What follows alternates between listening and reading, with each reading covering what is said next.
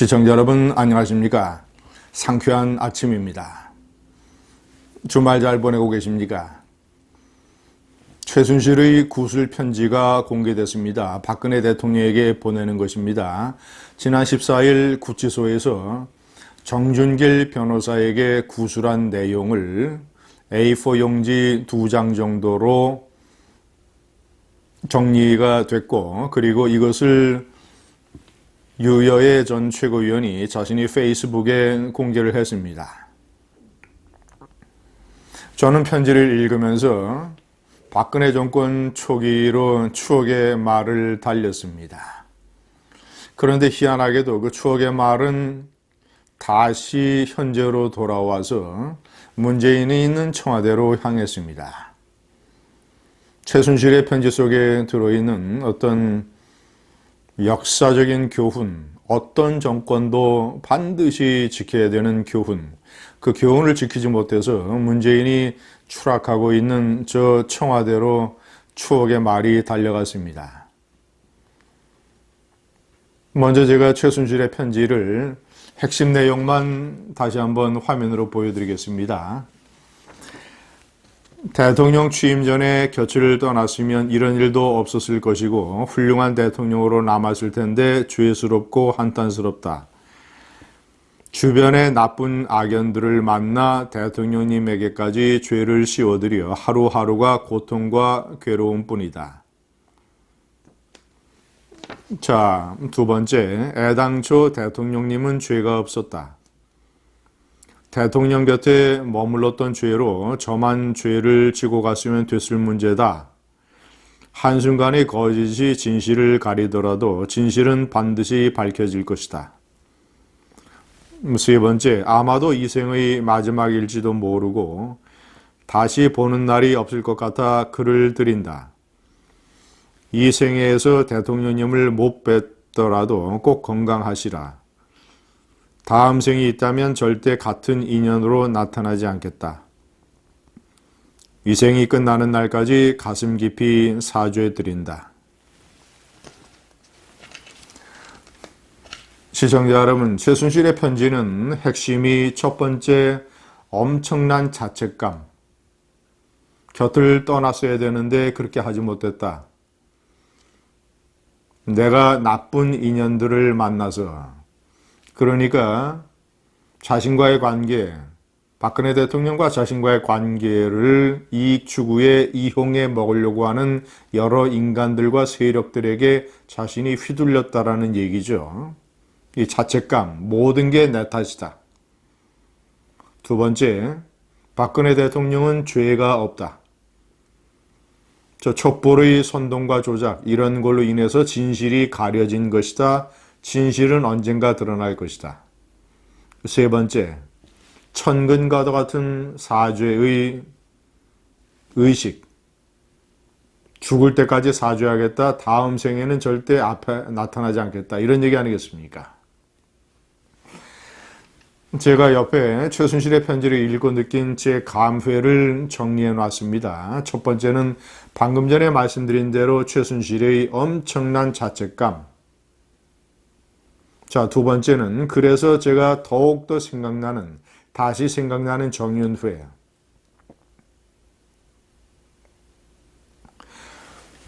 시청자 여러분, 박근혜 대통령의 4년도 되지 못했죠. 탄핵 소추로부터 따지면 4년 재임은 두 단계로 나눌 수 있습니다. 첫 번째의 2년, 전반부 2년.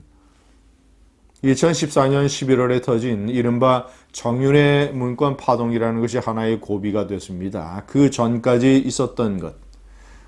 비록 세월호 사건이 터졌지만 2014년 6월의 지방선거에서 박근혜 정권이 승리할 수 있을 정도로 당시만 해도 세월호 사건은 커다란 영향을 미치지 못했습니다.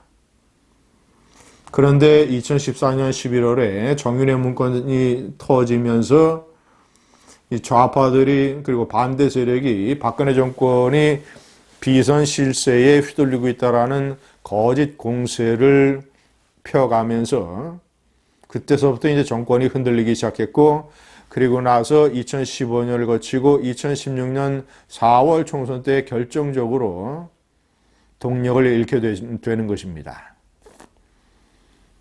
정윤회 문건 파동이 터졌을 때 저는 당시 중앙일보 논설위원으로서 제가 유일하게 그리고 최초로 정윤회 씨를 인터뷰를 해서 사실을 세상에 알렸고 그때 알린 사실은 모두 다 진실로 다 드러났습니다. 정윤회는 박근혜 대통령의 정치인 시절 10년 비서실장이었지만 2007년 대통령 선거 때 그때 경선 국면 이때 박근혜 대통령에게 부담이 된다고 해서 왜냐 최태민의 사위이기 때문에 여러 논란이 불거지고 박근혜 후보에게 부담이 된다고 해서 떠난 이래로 제가 인터뷰한 7년 동안 박근혜 대통령과 거의 아무런 접촉이 없고 박근혜 대통령의 문고리 3인방 측근 비서관들도 과거에 자신의 부하였습니다만 일체 연락하지 아니하고 박근혜 정권에 절대 일체에 개입하지 않았다. 나의 전화통화나 CCTV나 모든 걸 다 조사하고 수사해라. 하나라도 드러나면 내가 감옥에 가겠다. 그러나 그렇지 않으면 나를 공격하는 사람들이 책임을 져야 한다. 이 모든 게 나중에 사실과 진실로 다 드러났습니다. 최순실이 정윤회처럼 했더라면 박근혜 대통령의 곁에서 멀리 떨어졌더라면 그리고 박근혜 대통령이 꼭 필요한 여러 무슨 자신의 의상이라든가 또는 연설문에 관한 조언을 얻는 것이라든가 또는 여러 가지를 상의하고 이러는 것들을 최순실을 철저하게 통제하면서 했더라면 아니면 최순실 말고 다른 사람의 그런 조력을 얻을 수 있는 환경이었다면 박근혜 대통령은 탄핵되지 않았을 것입니다. 세 번째는 물론 3년 전 촛불의 선동과 조작에 관한 기억입니다. 엄청난 선동과 조작과 왜곡의 광기, 평소에 이성적이었다는 일부 언론까지 가세한 이 광장의 광기가 대통령 자리에서 박근혜를 쫓아냈습니다. 저는 최순실이 잘못하고 박근혜 대통령도 잘못했지만 그 저지른 잘못이라는 것의 내용이 과연 대통령 자리만큼 자리를 내줘야 할 만큼 심각한 것이었냐? 저는 그렇게 생각하지 않습니다. 선동과 조작과 왜곡이 없고 박근혜 대통령이 제가 마지막 통화에서 건의한 대로 얘기한 대로 6.29 선언 같은 과감한 조치를 취했더라면 저는 탄핵이라는 비극은 피할 수 있었다. 그래서 대통령 선거를 제대로 치렀다면 물론 국정쇄신을 하고 이런 식으로 좌파가 나라를 망치는 일은 없을 것이다.